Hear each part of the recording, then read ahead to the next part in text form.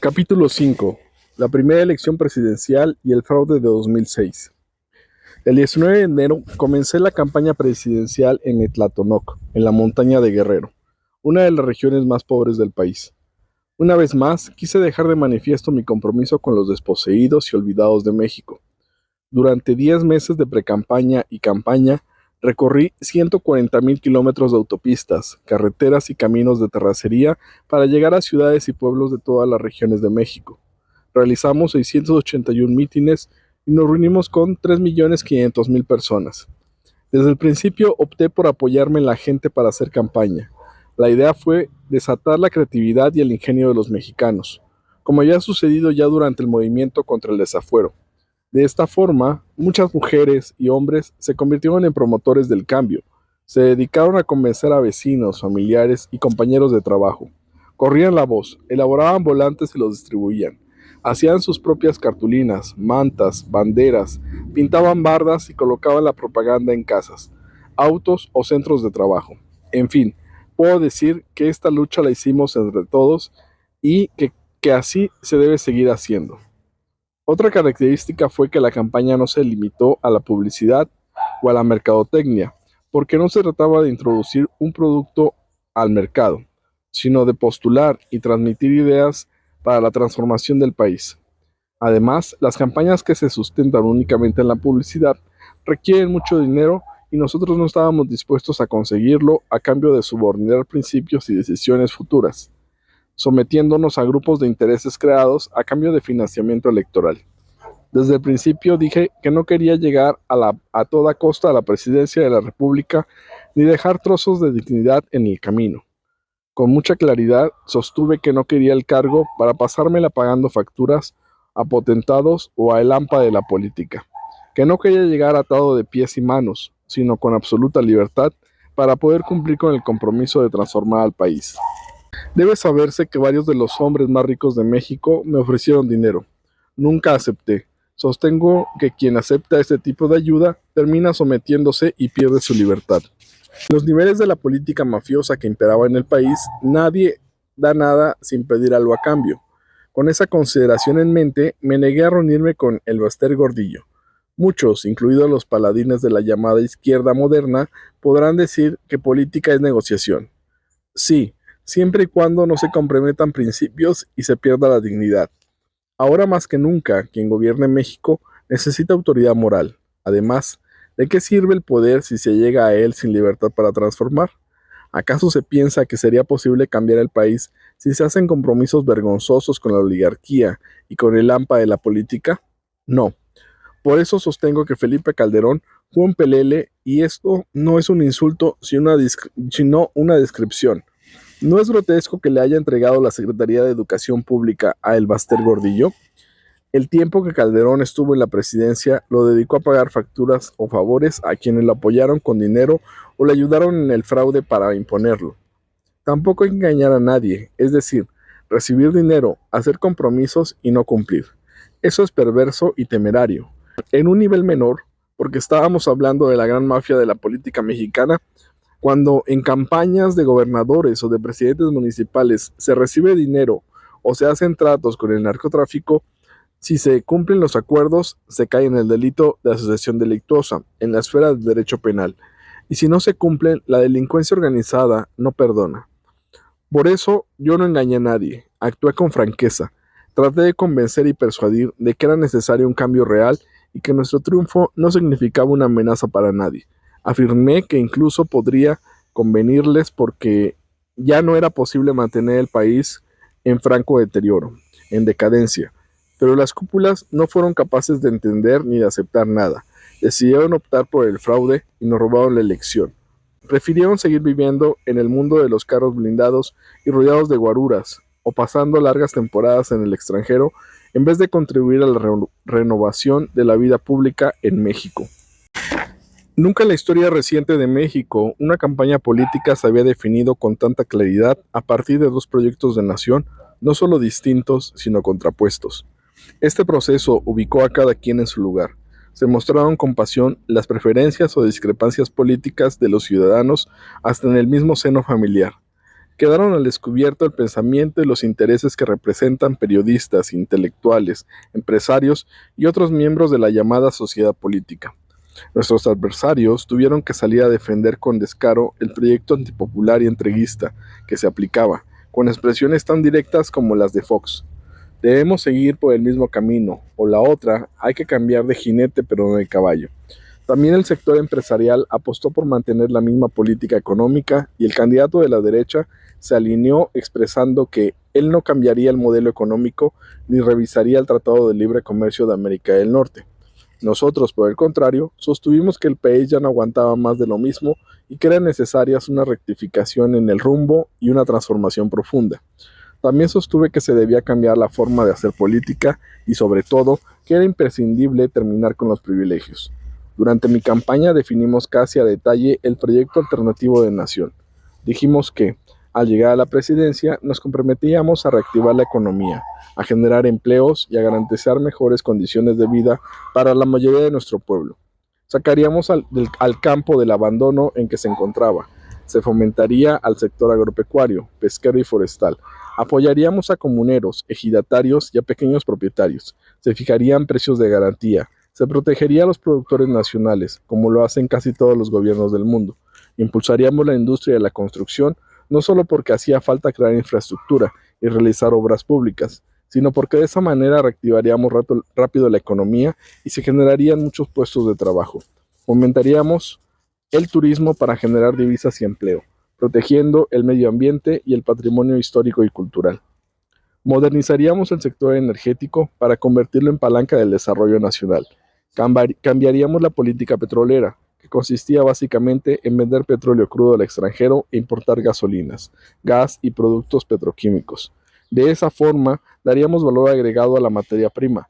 Integraríamos todo el sector energético, se invertiría lo necesario en investigación científica y tecnológica, se buscarían fuentes alternas para la generación de energía, propusimos construir refinerías para dejar de importar gasolinas y extraer el gas que México tiene en el subsuelo.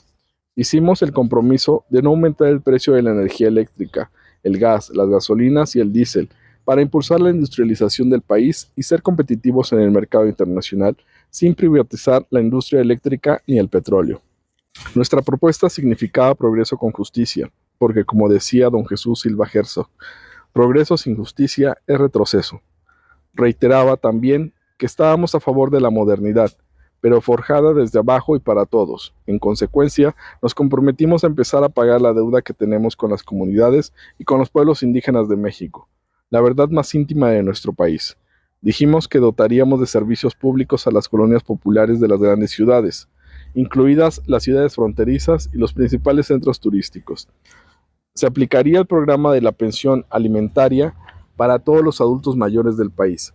Se apoyaría con becas a personas con discapacidad y a madres solteras. Se garantizaría la atención médica y los medicamentos de manera gratuita.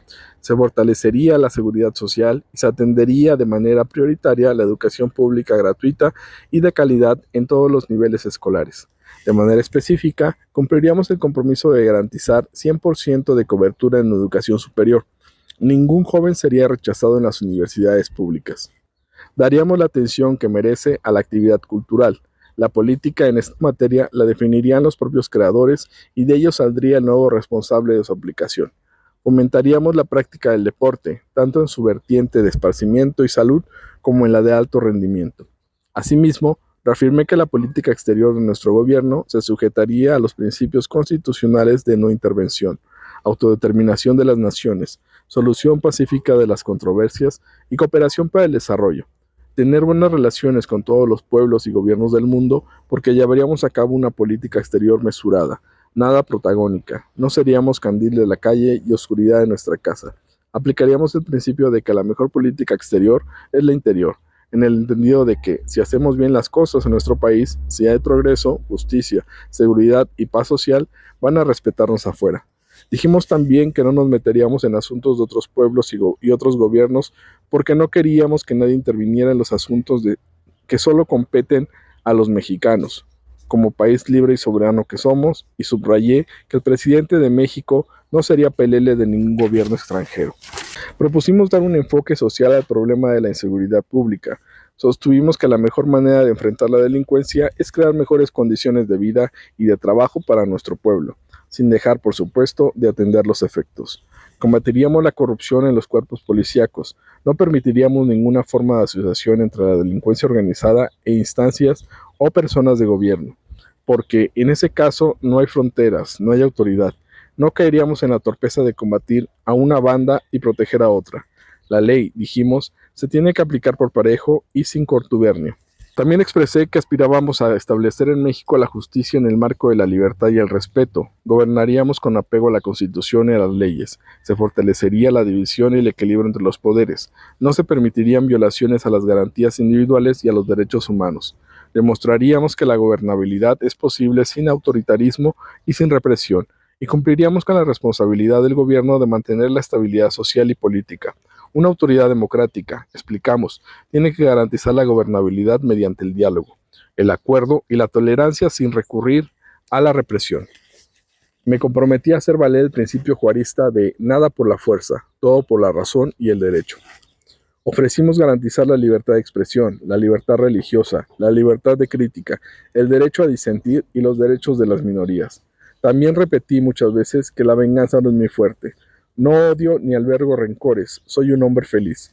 Lo único que quiero y por lo que he luchado y seguiré luchando hasta que me retire de la vida pública es contribuir a lograr una sociedad mejor, sin clasismo, racismo, discriminación ni privilegios. Es más, el domingo 28 de junio de 2006, en el Zócalo, en el acto de cierre de campaña, dije que inmediatamente después del triunfo electoral convocaría a representantes de empresarios, de las iglesias, de la sociedad civil, a representantes de indígenas, campesinos, obreros, profesionales e intelectuales para construir un acuerdo, un nuevo pacto nacional con el propósito de desterrar el influyentismo, la corrupción y la impunidad y encauzar a México por el camino del progreso, la justicia y la verdadera legalidad.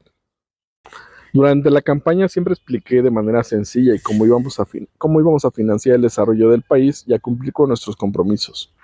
Ante la insistencia de nuestros adversarios acerca de nuestra propuesta de crecimiento, empleo y bienestar provocaría el endeudamiento del país, dije muchas veces que actuaríamos de manera responsable, mantendríamos el control de las variables macroeconómicas y no habría déficit público, es decir, no gastaríamos más de lo que recaudáramos.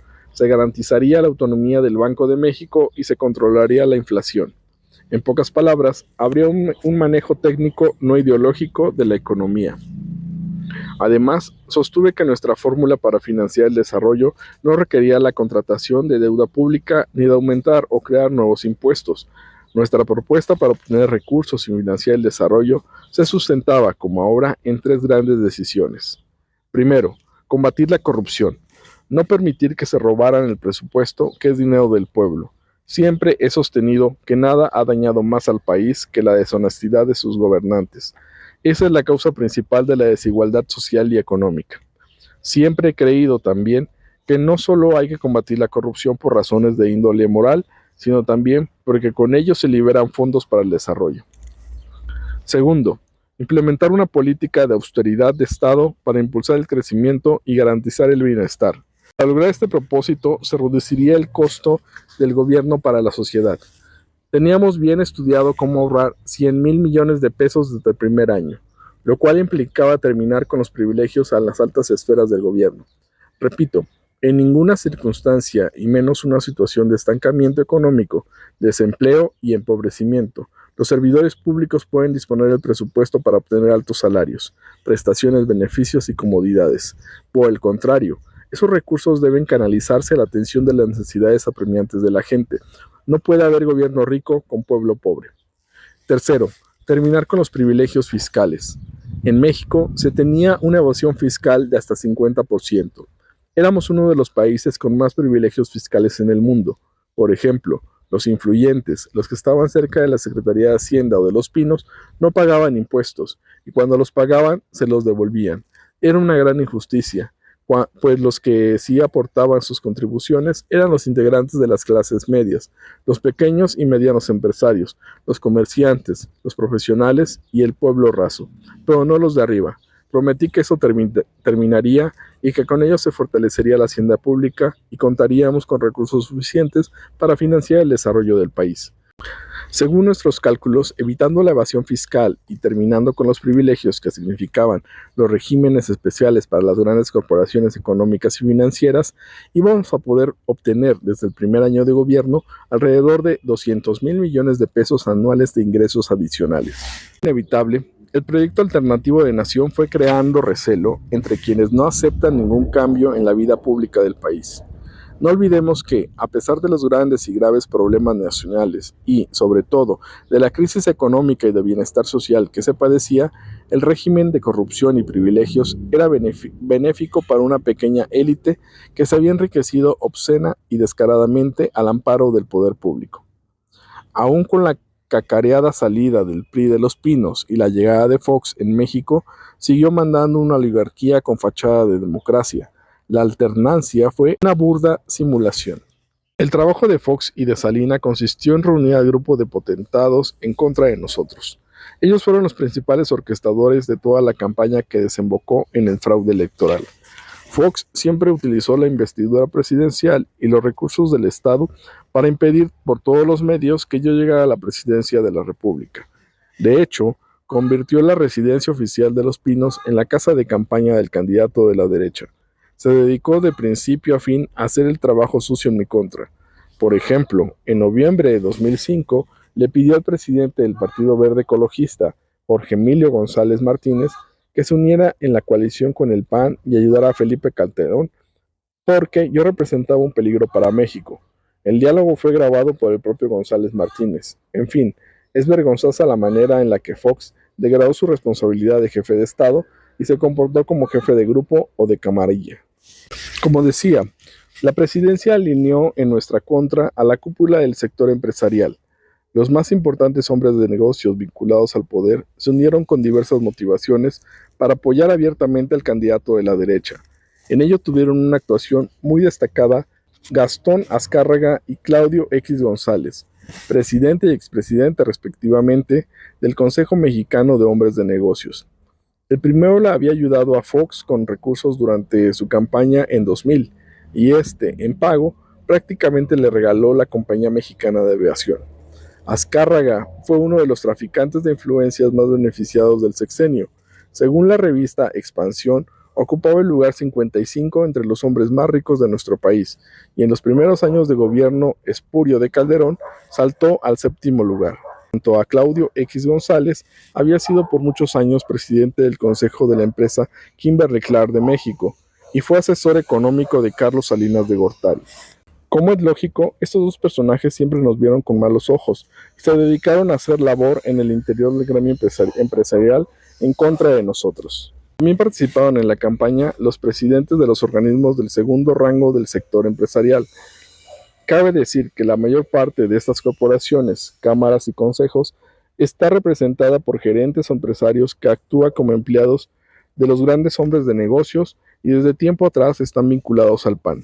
Por ejemplo, antes de ser secretario de Gobernación, Carlos Abascal había sido presidente de la Confederación Patronal de la República Mexicana, Coparmex, y quien durante la campaña era representante de este organismo, Alberto Núñez Esteva, se atrevió a decir en Mérida, Yucatán, que había hecho la guerra sucia en mi contra, porque el futuro lo conquistan los audaces. La jornada 27 de octubre de 2006. A esta misma pandilla pertenece José Luis Barraza González, el entonces presidente del Consejo Coordinador Empresarial, un panista de Chihuahua, vinculado a la histórica familia Terrazas, que se dedicó de tiempo completo a atacarnos. Otro personaje que se empleó a fondo en contra de nosotros fue el banquero Roberto Hernández, uno de los traficantes de influencias más beneficiados de la política económica neoliberal. En esta historia todos tienen nombre y apellido. No podemos referirnos a cada uno de los perjudicados porque son millones, pero sí a los beneficiados, que han sido muy pocos. Este es el caso de Roberto Hernández, quien antes se dedicaba a la especulación financiera y en el gobierno de Salinas, a raíz de la privatización de los bancos, de la noche a la mañana apareció como el principal accionista de Banamex. Desde entonces, Roberto Hernández tuvo mucha influencia política. Primero apoyaba al PRI. En 1994 aportó $3 millones a la campaña de ese partido, como aparece en el estado de cuenta del fideicomiso F1718-0 del Comité Ejecutivo Nacional del PRI, Banca Cremi, en el periodo del 26 de julio de 1993 al 29 de octubre de 1994. Es necesario recordar que en vísperas de las elecciones presidenciales de 1994 declaró: si pierde el PRI, la fuga de capitales alcanzará 50,000 millones de dólares, se irán a las nubes las tasas de interés, se restringirá el crédito bancario y se profundizará el desempleo. En efecto, todo eso pasó, pero no porque haya perdido el PRI, sino por la crisis que ocasionaron el saqueo y el desbarajuste financiero durante el salinismo. Lo inaudito es que, a pesar de la crisis de diciembre de 1994, que dejó sin patrimonio y afectó a millones de mexicanos, Roberto Hernández, en vez de salir perjudicado, se benefició, cayó parado, fue uno de los banqueros rescatados en demasía por el Fobaproa y conservó la propiedad del banco. En este caso, no podría aplicársele la máxima de Keynes, según la cual un buen banquero no es aquel que prevé el peligro y lo evita, sino aquel que cuando está arruinado lo está de una manera convencional y ortodoxa junto con todos sus colegas, porque así nadie puede echarle la culpa. Por eso sostengo que estos personajes, en sentido estricto, no son empresarios o banqueros, sino traficantes de influencias. La historia de Roberto Hernández no termina aquí. En la campaña de 2000, además de apoyar al candidato del PRI con mucho olfato y oportunismo, también aportó a la campaña de Fox, quien había estudiado con él. De modo que al integrar el nuevo gobierno, Fox, por su recomendación, puso en la Secretaría de Hacienda a Francisco Gil Díaz, quien había sido subsecretario de esa dependencia durante el gobierno de Salinas y posteriormente se había convertido en director de Avantel, una de las empresas del banquero. No es extraño que el primer gran negocio turbio realizado en la administración foxista haya sido precisamente la venta de Banamex a Citigroup. El banco del que Roberto Hernández era el principal accionista fue vendido en 12,000 millones de dólares sin pagar un centavo de impuestos.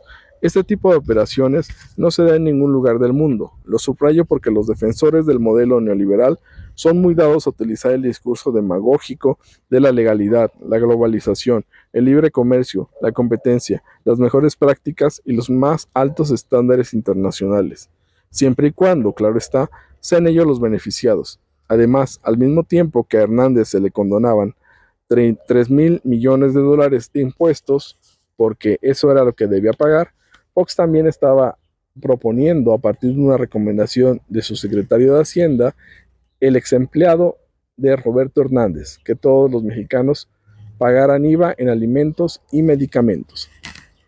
Como es obvio, a Roberto Hernández no le convenía que nosotros ganáramos la presidencia de la República. Ya desde el desafuero, en una reunión con sus socios, sugería que se debía actuar en mi contra sin contemplaciones, que cuando mucho habría 1 o 2 meses de protestas callejeras y que él ni siquiera estaría en el país porque pensaba permanecer una buena temporada en el extranjero. Durante la campaña me encontré con él en una reunión del Consejo de Administración de Televisa. Me invitaron y acepté participar en un encuentro llevado a cabo en Valle de Bravo. En esa reunión expliqué por qué se debía cambiar la política económica en curso y argumenté sobre la necesidad de una renovación tajante de la vida pública. Les hablé con franqueza porque no utilizo un doble discurso. No me gusta dorarle la píldora a nadie. Lo que digo en un mitin ante la gente es lo mismo que sostengo en una entrevista en medios de comunicación o lo que comento en este tipo de reuniones. Antes, por ejemplo, había estado con inversionistas estadounidenses. Cuando me preguntaron sobre la privatización del petróleo, externé que bajo ninguna modalidad iba a permitir la privatización de la industria eléctrica y del petróleo. Lo cierto es que a algunos de los participantes en el encuentro del Valle de Bravo les sorprendió la franqueza con que expresé mi posición porque pensaban que como estaba en campaña iba a utilizar un lenguaje ambiguo. Recuerdo que uno de los pseudoempresarios más beligerantes fue el hijo de Claudio X González, quien desde entonces y hasta nuestros días vive conspirando en contra nuestra con el dinero del gobierno de Estados Unidos y vínculos con funcionarios de ese país. Roberto Hernández tomó la palabra para reclamarme sobre mis cuestionamientos por el uso de la venta de Banamex. Sostuvo que todo se había hecho de manera legal. Yo le contesté que, aún aceptando sin conceder, como dicen los abogados, que fuera legal, a todas luces había sido una inmoralidad no pagar los impuestos por la venta del banco. Pero hay que aclarar que tampoco es legal. Es producto del más descarado influyentismo. De manera expedita, 5 dependencias del gobierno federal autorizaron la compra-venta y se aparentó que la operación se llevaba a cabo en la Bolsa Mexicana de Valores para no pagar impuestos. Hay que tomar en cuenta que existía un ordenamiento legal que exentaba del pago de impuestos a quienes obtenían ganancias en la compra-venta de acciones de las empresas que cotizan en la bolsa. Sin embargo, Citigroup no cumplía con ese requisito, porque sencillamente no cotizaba en la bolsa. Fue una tranza. Como se comprenderá, después de este ríspido intercambio de puntos de vista en Valle de Bravo, Roberto Hernández, además de dar dinero a Felipe Calderón, hizo campaña en contra de nosotros por todos lados. Un dato adicional, este banquero es muy amigo de la maestra Elbaster Gordillo. A fin de cuentas, forman parte de lo mismo. Es como una hermandad. Se apoyan y defienden mutuamente. En agosto de 2003, los enemigos que la maestra tenía en el PRI difundieron una conversación telefónica realizada en junio de ese año, cuando la maestra estaba a punto de ser coordinadora del grupo parlamentario de ese partido en la Cámara de Diputados, en la cual el banquero le decía, desde Londres, que era necesario impulsar las llamadas reformas estructurales, o sea, privatizar la industria eléctrica y el petróleo. Aquí un fragmento. Elbaster Gordillo, muy entusiasmada, reuniéndonos con algunos actores para ver sobre lo hacendario, sobre la reforma energética, que ya ves que está ahí muy en la discusión. Nos hemos reunido con Barrio, entre otras cosas, amén de saludarte, manifestarte una vez más, como siempre, mi cariño, mi reconocimiento. Roberto Hernández. Ah, qué linda, Elbaster.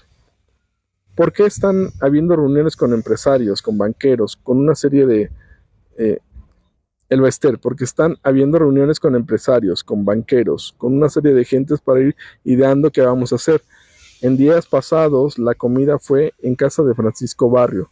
Estuvieron algunas personalidades como Carlos Slim, Federico Reyes Heroles, ya te imaginarás. Y a mí me toca el 24. Roberto Hernández. Oye, ¿por qué no invitas a Alfredo Harp Elbaster? ¿A Alfredo Harp? ¿Cómo no? Roberto Hernández. Invítalo, le va a dar mucho gusto, porque yo no estoy pensando en regresar hasta el año que entra, ¿eh? Elbaster, estoy de acuerdo, nada más que quiero que sepas que en todos los actos que hago y realizo estás presente. Roberto Hernández, bueno, oye, te decía, fíjate que lo de las reformas es muy importante, no sabes, tú estarás más al tanto, pero ahora que yo estoy viviendo aquí en Londres, los problemas de la falta de haber tomado a tiempo las reformas en toda Europa, especialmente las laborales, ya están creando un problema. O ya a Francia la tienen parada los sindicatos ahora, aunque el gobierno ya se fajó y va para adelante, ¿verdad? Pero yo creo que la reforma, sobre todo la fiscal, impuestos, el Baester, impuestos, la laboral, ¿no? Roberto Hernández, la laboral no tanto, mira, yo te diría que son impuestos y la parte energética. El Baester, ajá, muy bien. Roberto Hernández. Y yo creo que con esas dos que, el Baester, que sacáramos adelante, ¿verdad? Roberto. Y yo creo que va a haber una ventana a finales de años, en el último trimestre, que se pudiera poner de acuerdo. Un caso especial fue la actividad de Grupo Monterrey. Con el influjo de Salinas y con el pragmatismo que siempre los ha caracterizado, estos importantes empresarios llegaron fácilmente a la conclusión de que yo no les convenía porque iban a perder sus privilegios fiscales. Una anécdota puede servir para entenderlo todo. En plena campaña presidencial, Genaro Góngora Pimentel, por entonces ministro de la Suprema Corte, impartió una conferencia en Monterrey. Al terminar, un grupo de empresarios lo invitó a una cena privada. Durante la sobremesa, él les preguntó si verdaderamente creían que yo era una amenaza contra los negocios y si creían que yo iba a nacionalizar empresas, a perseguir a los empresarios y a emular al presidente de Venezuela, Hugo Chávez. Uno de los empresarios más representativos, con franqueza norteña, le respondió: por supuesto que nosotros no creemos en las leyendas negras. Las fabricamos y las alimentamos con dinero en los periódicos, en la televisión, con los correos electrónicos, donde podemos. Ante el desconcierto de Góngora, el empresario fue explícito. Mire usted, el presidente Echeverría autorizó a nuestras mayores empresas para que difirieran el pago de impuestos sobre la renta, el régimen siguiente. de López Portillo ratificó la medida, y así, uno tras otros, todos los presidentes hasta Fox han confirmado esta autorización. Imagínese lo que esto ha significado para nosotros. ¿Cree usted que López Obrador va a aceptar mantener este trato? El invitado se quedó en silencio. Era obvio que yo no aceptaría mantener los privilegios fiscales, además de que a nadie le gusta ser expulsado del paraíso. Aquí conviene puntualizar sobre las características y las dimensiones de este trato especial a los potentados de México. Por ejemplo, un trabajador o un integrante de la clase media, según sus ingresos, paga de 15 a 28% del impuesto sobre la renta, ISR. Sin embargo, por los privilegios fiscales que se otorgaban mediante regímenes especiales, los grandes monopolios reducían al mínimo el pago del ISR, al grado que Cemex, con un margen de utilidad de 40% en 2005, solo pagó 2.2% del ingreso sobre sus ventas. Telmex, con un margen operativo de utilidades del 50%, pagó de impuestos 7.1%. América Móvil Telcel 0.2%. FEMSA Coca-Cola 4.4%. Bimbo 2.7%. Grupo Carso 2.7%. Coppel 0.3%. Walmart 2.4%. Grupo Maseca y Vitro reportaron pérdidas de menos 2.9% y menos 2% respectivamente. A lo anterior se debe agregar que, como ya expresamos, las operaciones multimillonarias que se hacían en la bolsa de valores estaban exentas de impuestos. En 2004, las empresas pagaron ISR por 118,000 millones de pesos, mientras que los asalariados contribuyeron con 182,000 millones. Es decir, los trabajadores de México pagaron 64,000 millones más que todo el sector empresarial. Esto a pesar de que, en ese mismo año, según cifras oficiales, las empresas recibieron 60% del ingreso nacional y los trabajadores apenas 30%. Por si fuese poco, a estos hijos predilectos del régimen se les permitían prácticas monopólicas con lo cual cerraban la pinza para obtener utilidades que difícilmente habrían podido alcanzar sus homólogos en otros países del mundo. Las prácticas monopólicas vigentes durante el periodo neoliberal siempre perjudicaban a los consumidores y en especial a la clase media, porque la clase baja apenas sobrevivía, carecía del mínimo poder adquisitivo necesario. Recuérdese que en ese entonces el salario mínimo en México era una décima parte del existente en Estados Unidos. En contraste, los cobros de bienes y servicios en nuestro país eran extremadamente exagerados. Por ejemplo, en 2007, los mexicanos pagábamos por el cemento gris 223% más que los estadounidenses, 260% más por internet de banda ancha, 312% más por telefonía celular, 88% más por servicio telefónico de línea fija, 230% más por llamadas de larga distancia nacional, 116% más por electricidad residencial de alto consumo, 131% más por electricidad comercial, 36% más por electricidad de alta tensión, 9% más por la gasolina magna, 22% más por la gasolina premium, entre 109 y 162% más por las tarjetas de crédito, 116% más por televisión por cable, 126% más por crédito a la vivienda y 3.600% más por comisiones bancarias a compras con tarjeta en almacenes. Lo anterior explicaba, en parte, por qué éramos un país de oligarcas, gordos y pueblo flaco. Esto explica también por qué a Fox y a Salinas no les costó mucho trabajo reagrupar a estas élites para hacernos la guerra. La injerencia de Fox en el proceso electoral no tuvo límite. Desde el principio hubo plena correspondencia entre el gobierno federal y el equipo de campaña de Felipe Calderón y ambos hacían reuniones conjuntas. La coordinación era plena. Por ejemplo, iba Calderón a un estado y detrás iba Fox, o al revés. Iba primero Fox y después Calderón. Incluso planeaban y coincidían hasta en el manejo del discurso. Todo armado en común acuerdo. La secretaria de Desarrollo Social, Josefina Vázquez Mota, fue la coordinadora de la campaña de Calderón para manejar con propósitos electorales los padrones de beneficiarios de los programas de gobierno. Se utilizó abiertamente el gasto público para apoyar al candidato del PAN. entre enero y mayo de 2006, el gasto público registró un crecimiento, en términos reales, de 12.5% con respecto al mismo periodo del año anterior. Funcionarios de diversas dependencias federales actuaron como comisionados políticos en los estados y de manera directa o por medio del secretario de Gobernación, el presidente se dedicó a presionar a los gobernadores del PRI y del PRD para conseguir el apoyo a favor del candidato de la derecha.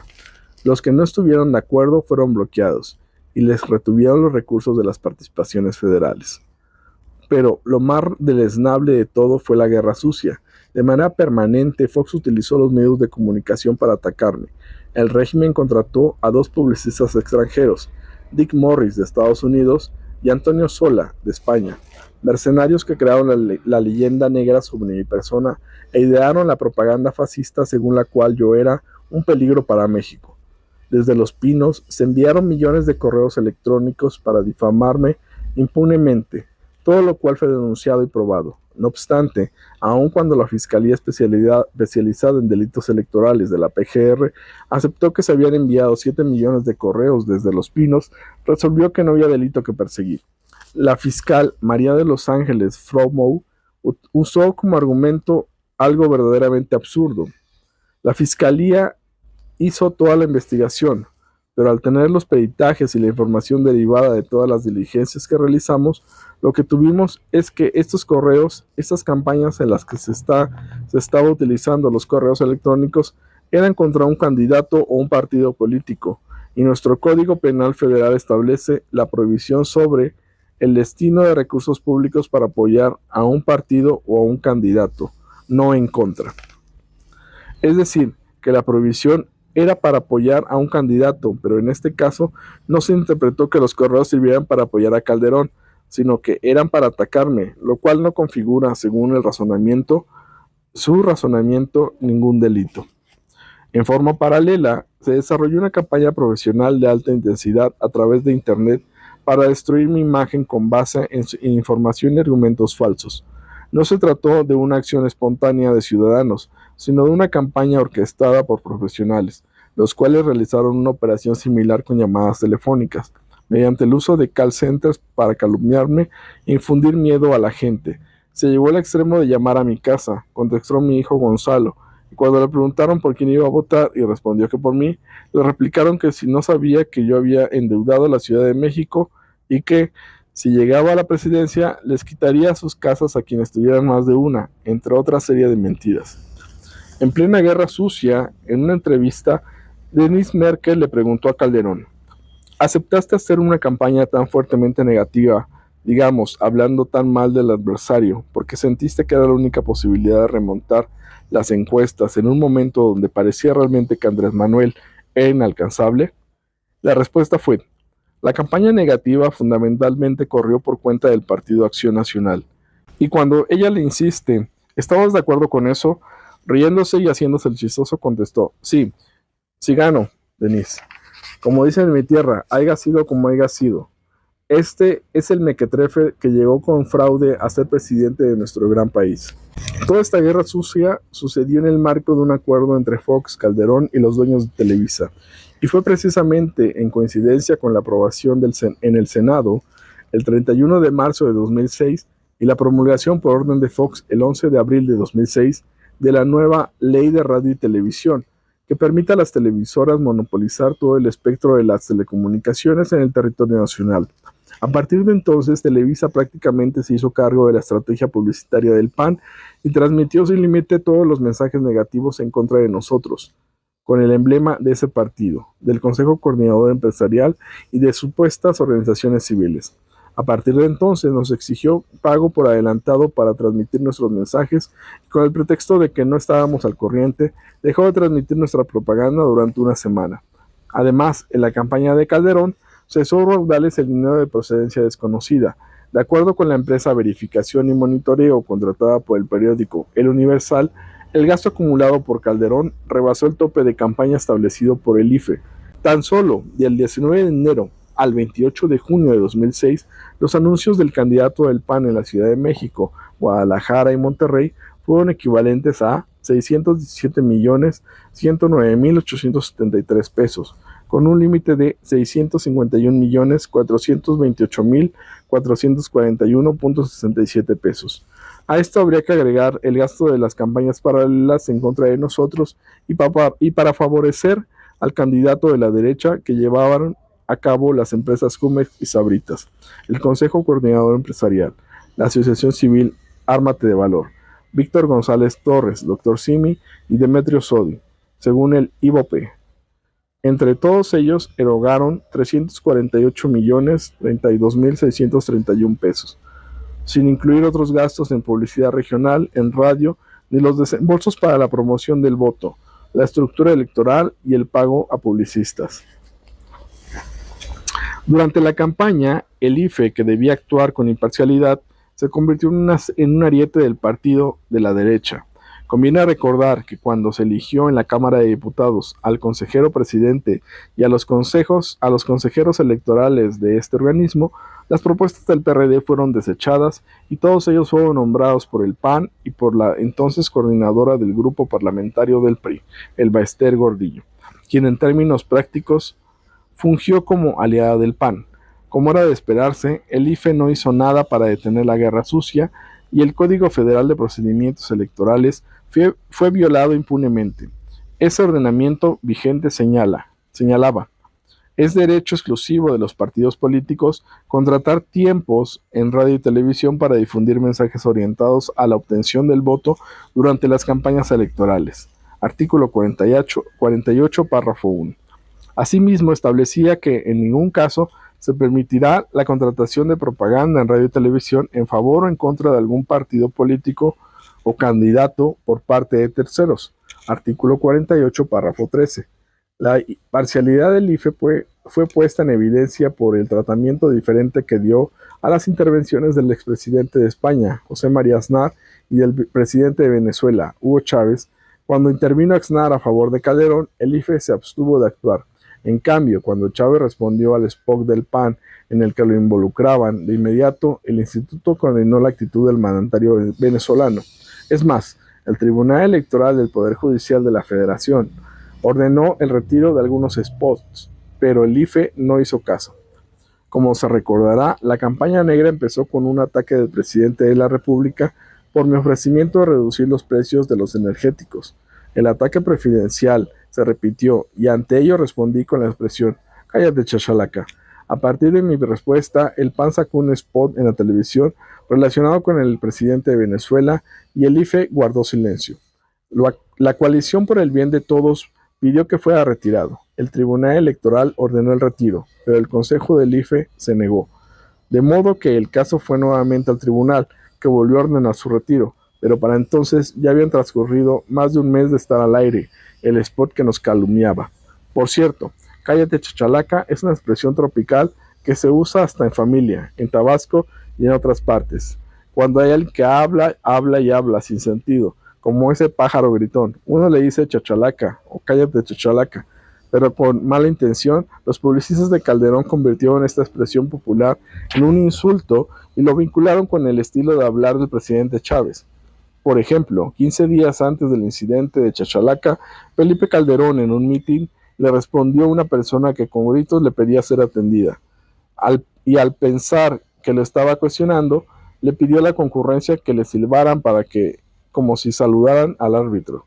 O sea, mentándole la madre al señor.